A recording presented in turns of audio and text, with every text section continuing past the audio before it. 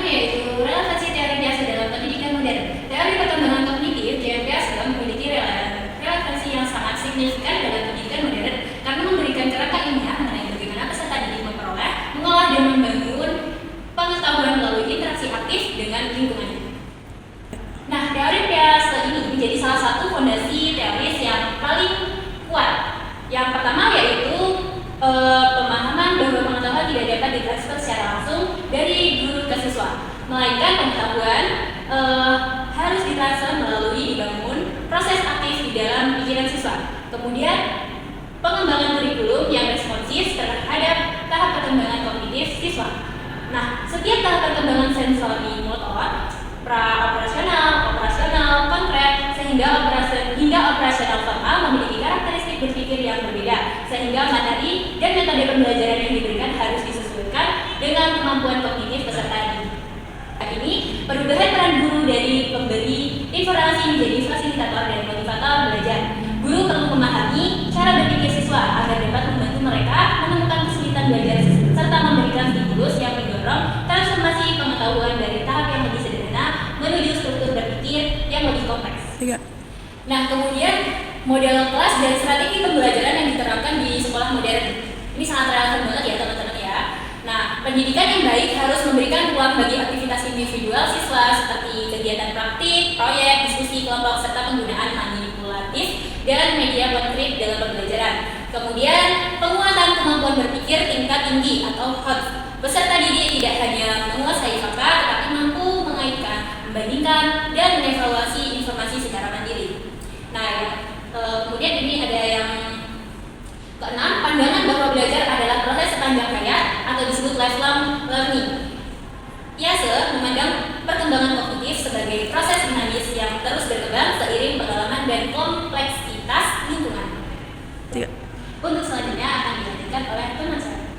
Di kasus penerapan teori IASE di kelas, prinsip dasar teori ini menekankan bahwa setiap tahap perkembangan memiliki karakteristik berpikir yang berbeda, sehingga strategi pembelajaran di kelas harus disesuaikan agar sejalan dengan kemampuan kognitif siswa. Penerapan dan studi kasus di lingkungan pendidikan. Yang pertama, studi kasus pembelajaran pada tahap praoperasional usia 2-7 tahun. Peserta didik pada tahap praoperasional umumnya memiliki cara berpikir intuitif, imajinatif, dan sangat mengandalkan kemampuan representasi simbolik. Contoh penerapannya yaitu menggunakan gambar berseri, boneka atau cerita visual yang membantu untuk memahami peristiwa serta hubungan sebab akibat sederhana. Ketika anak diminta menyusun cerita berdasarkan gambar atau mengulangi kembali isi cerita menggunakan boneka, mereka sedang melakukan asimilasi dan akomodasi, yaitu menghubungkan pengalaman baru dengan struktur pengetahuan yang sudah ada.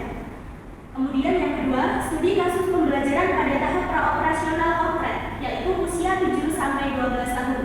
Pembelajaran yang efektif pada tahap ini harus melibatkan aktivitas yang memungkinkan siswa memanipulasi benda konkret, melakukan observasi langsung, dan mengeksplorasi fenomena nyata. Studi kasusnya yaitu yang pertama, studi kasus pembelajaran IPA. Contohnya, pada percobaan perubahan wujud benda, guru melakukan eksperimen sederhana mengenai perubahan wujud benda. Siswa mengamati es yang mencair, air yang menguap, dan uap yang kembali menjadi cairan. Kemudian yang B, studi kasus pembelajaran matematika. Pengukuran panjang dengan objek nyata, aktivitas ini mengembangkan kemampuan reversibility dan conservation yang menjadi ciri penting tahap operasional konkret. Kemudian, contoh penerapan dari studi kasus di lingkungan pendidikan yang selanjutnya yaitu penerapan pada tahap operasional formal. Studi kasus pembelajaran berbasis masalah pada usia 20 tahun ke atas. Siswa sudah mampu berpikir abstrak, hipotesis, dan deduktif. Karena itu, pendekatan pembelajaran yang digunakan adalah model problem-based learning, eksperimen investigatif dan analisis, hipotesis, serta melakukan perancangan, penelitian, mini project dalam pelajaran IPA. Contohnya yaitu, guru memberikan tugas kepada siswa untuk mengidentifikasi faktor yang mempengaruhi pertumbuhan tanaman. Siswa dapat membuat hipotesis, misalnya tentang pengaruh cahaya dan air. Dengan demikian, teori IASE mendorong guru menyediakan penalaran tingkat tinggi, bukan hanya mengingat fakta. Kemudian, yang keempat, ada peran guru sebagai fasilitator dalam implementasi teori IASE. fasilitator ini memungkinkan siswa membangun pengetahuannya sendiri melalui pengalaman langsung, interaksi, dan proses berpikir aktif. Guru bertugas menciptakan kondisi yang mendorong siswa untuk berpikir, bereksperimen, dan menemukan hubungan antar konsep secara mandiri. Bentuk fasilitas guru yang diberikan kepada siswa yaitu yang pertama A. Menyajikan pertanyaan pemicu. Contohnya, mengapa kelas kita sering kotor dan banyak sampah berserakan? Tujuan pertanyaan tersebut yaitu mendorong siswa untuk mengidentifikasi masalah nyata dan memikirkan sebab akibat serta solusi lingkungan. Yang kedua, menyediakan media konkret. Guru memberikan alat peraga, benda nyata, atau bahan eksperimen untuk membantu siswa memahami konsep melalui manipulasi langsung. Contohnya, misalnya global untuk mengetahui letak benua, samudera, negara, dan garis lintang. Kemudian yang C, menciptakan konflik kognitif. Menciptakan konflik kognitif, guru juga berperan penting dalam menciptakan konflik kognitif, yaitu situasi ketika pemahaman awal siswa tidak sesuai dengan fakta yang mereka temukan. Konflik kognitif ini mendorong siswa melakukan akomodasi dan asimilasi. Contohnya, siswa percaya bahwa semua logam itu keras. Kemudian guru dapat menunjukkan contoh benda seperti logam yang lunak, misalnya timbal. Untuk menentukan keyakinan awal mereka, lalu memfasilitasi diskusi tentang sifat-sifat logam yang beragam. Kemudian yang terakhir, membuat siswa aktif berpikir dan terlibat penuh. Contohnya yaitu diskusi kelompok, percobaan ilmiah, bermain peran, dan analisis masalah. Guru tidak memaksakan jawaban, melainkan membantu siswa melalui pertanyaan umpan balik dan pengarahkan yang tepat. Yang selanjutnya ada dampak keberhasilan teori Piaget. Yang pertama, pemahaman konsep lebih kuat.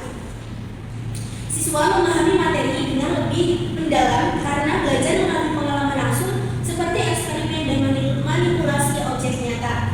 Yang kedua, ada kemampuan berpikir logis meningkat. Siswa belajar membandingkan, menganalisis hubungan sebab akibat, membuat prediksi, dan menguji hipotesis khususnya pada tahap operasional konkret dan formal. Yang ketiga, keterlibatan belajar lebih tinggi. Aktivitas eksploratif seperti percobaan diskusi dan penyelidikan membuat siswa lebih antusias dan pembelajaran menjadi aktif. Yang keempat adalah kemampuan pemecahan masalah berkembang. Siswa mampu mengidentifikasi masalah, menyusun hipotesis, mencari data, dan menarik kesimpulan secara mandiri. Yang kelima, sikap belajar mandiri terbentuk. Siswa bertanggung jawab atas proses perkembangan kognitif. Yang keenam, kelas menjadi lebih interaktif dan kolaboratif. Pembelajaran yang terpusat pada siswa mendukung perkembangan sosial, kemampuan komunikasi, dan kerjasama. Secara keseluruhan, sintesis dari berbagai studi kasus menunjukkan bahwa teori Piaget bukan hanya konsep psikologi perkembangan, melainkan dapat diterapkan secara nyata untuk meningkatkan kualitas pembelajaran. Kesimpulan dari presentasi bahwasanya teori Piaget menekankan bahwa siswa belajar secara aktif melalui pengalaman dan interaksi dengan lingkungan. Pembelajaran harus